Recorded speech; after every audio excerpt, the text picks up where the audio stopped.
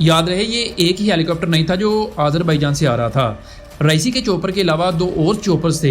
Accident के लगभग 15 घंटों बाद ये कंफर्म किया जाता है कि ईरान के प्रेसिडेंट क्रैश में मारे जा चुके हैं। ट्विटर में इस वक्त 2 ही हैशटैग्स काफी ट्रेंडिंग में चल रहे हैं, एक ईरान और दूसरा इसराइल की secret agency Mossad.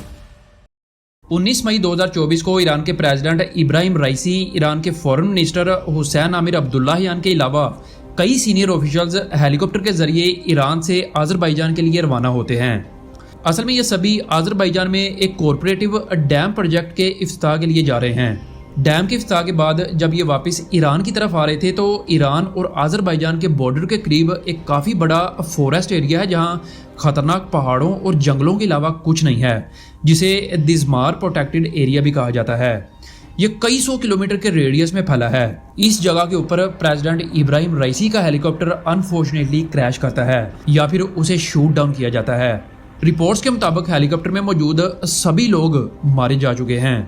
Well, now to developing news from overnight. The president of Iran and the country's foreign minister are confirmed dead following a helicopter crash. याद रहे ये एक ही हेलीकॉप्टर नहीं था जो आज़रबाईजान से आ रहा था।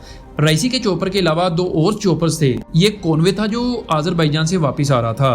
प्रेसिडेंट के हेलीकॉप्टर के अलावा बाकी 2 तो सेफली तबरीज सिटी लैंड कर चुके हैं, लेकिन बदकिस्मती से इब्राहिम रईसी का हेलीकॉप्टर पहाड़ों के ऊपर क्रैश कर गया। इस क्रैश की खबर सबसे पहले तो सोशल मीडिया पर फैलने लगी, जिसके बाद फिर लोकल मीडिया ने भी इस बात को कंफर्म कर दिया। Iranian President Ibrahim Raisi's helicopter went down in the northwest of the country. It was part of a convoy of 3 helicopters when it made what officials describe as a hard landing.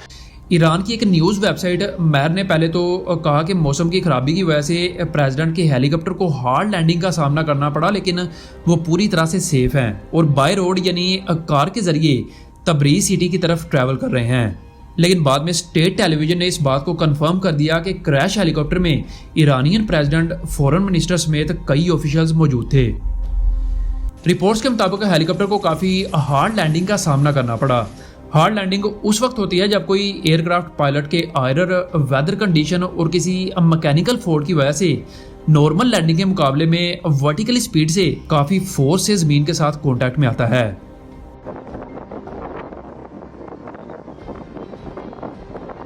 जिस जगह पे ये crash हुआ वहां पर weather condition बहुत ज़्यादा ख़राब थी।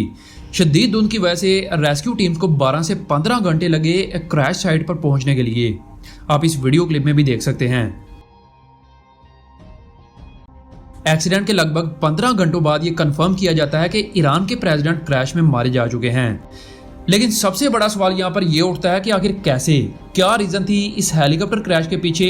क्या पायलट से कहीं पर कोई गलती हुई या फिर इसे किसी ड्रोन या मिसाइल की मदद से क्रैश किया गया? ये तो इन्वेस्टिगेशन के बाद ही पता चल पाएगा, लेकिन ट्विटर में इस वक्त 2 ही हैशटैग्स काफ़ी ट्रेंडिंग में चल रहे हैं, एक ईरान और दूसरा इसराइल की सीक्रेट एजेंसी मोसाद। क्योंकि पिछले कई दिनों से ईरान और इसराइल के दरमियान टेंशन्स काफ़ी हद तक बढ़ रही हैं। जब 13 अप्रैल 2024 को ईरान ने इसराइल पर 170 ड्रोन की मदद से 30 cruise missiles, 170 ballistic missiles Israel पर फायर किए। हालांकि इसराइल की आयरन डोम टेक्नोलॉजी की वजह से ये मिसाइल्स कोई ज़्यादा डैमेज नहीं कर पाए उनकी लैंड को, पर इसके जवाब में इसराइल ने फिर 19 अप्रैल 2024 को ईरान पर एक और एयर स्ट्राइक की और दोनों के दरमियान तनाव जारी रहा। अगर वाकई इस क्रैश के पीछे मोसाद का हाथ हुआ तो आपको क्या लगता है कि ईरान वाकई चुप बैठा रहेगा? लेकिन वहीं ईरान कॉन्स्टिट्यूशन क्या कहता है जब कोई प्रेसिडेंट नाअहल हो जाता है या फिर इन ऑफिस अपने ओहदे पर ही मर जाता है? अगर कोई प्रेसिडेंट ईरान में इन ऑफिस किसी वजह से मर जाता है तो इस्लामिक रिपब्लिक कॉन्स्टिट्यूशन का आर्टिकल 131 कहता है कि पहला वाइस प्रेसिडेंट जो होगा, जैसे इस वक्त मोहम्मद मुखबर हैं, कंट्री के सुप्रीम लीडर की कंफर्मेशन के बाद वो प्रेसिडेंट की कमांड संभाल सकते हैं। लेकिन vice president, speaker of parliament और हेड ऑफ जुडिशरी को अगले 50 दिनों के अंदर अंदर इलेक्शंस करवा के नए प्रेसिडेंट का अरेंज करना होता है। थोड़ी सी अगर इब्राहिम रईसी की हिस्ट्री को देखें तो इब्राहिम रईसी 14 दिसंबर 1960 को ईरान के शहर मशाद में पैदा हुए। इन्होंने होली सिटी ऑफ कोम में मजहबी तालीम हासिल की। रईसी ने बहुत ही कम उम्र में अपने जुडिशल कैरियर का आगाज किया। 1980s के शुरू में ईरान के सिटी कराज और बाद में हमदान में एज अ प्रोसिक्यूटर काम करते रहे। इसके कुछ ही सालों के बाद 1985 में इन्हें ईरान के कैपिटल सिटी तेहरान का डिप्टी प्रोसिक्यूटर मुकर्रर कर दिया गया। फिर 1994 से 2004 तक रईसी ने जनरल इंस्पेक्शन ऑर्गेनाइजेशन के हेड के तौर पर भी खिदमात अंजाम दी। फिर 2004 में इब्राहिम ईरान के पहले डिप्टी चीफ जस्टिस के तौर पर मुकर्रर हुए। इस पोजीशन पर वो अगले 10 सालों तक यानी 2014 तक रहे। 2014 के बाद फिर ये 2016 तक अटॉर्नी जनरल रहे। फिर 2016 में सुप्रीम लीडर आयतुल्ला खमीनी ने इब्राहिम रईसी को आस्तान कुद्स रज़वी का कस्टोडियन अपॉइंट कर दिया। कस्टोडियन का मतलब है कि ये ईरान के सिटी मशाद में इमाम रेजा के मिजार को मैनेज करता है। साल आया 2017, रईसी ने पहली बार प्रेसिडेंशियल इलेक्शंस में हिस्सा लिया, लेकिन इन्हें मौजूदा प्रेसिडेंट हसन रूहानी से शिकस्त हुई, जहां रईसी ने 4 करोड़ 23 लाख वोट्स में से सिर्फ 1.5 करोड़ वोट हासिल किए और वो हसन रूहानी के बाद सेकंड नंबर पर रहे। लेकिन रईसी के मुताबिक हसन को धांधली करके जिताया गया था। इन्होंने इसके खिलाफ इन्वेस्टिगेशन कंडक्ट करने पर भी जोर दिया। मार्च 2019 में ईरान के सुप्रीम लीडर खमीनी ने इब्राहिम रईसी को ईरान का चीफ जस्टिस अपॉइंट कर दिया, जहां कुछ सालों तक इन्होंने अपनी खिदमात अंजाम दी।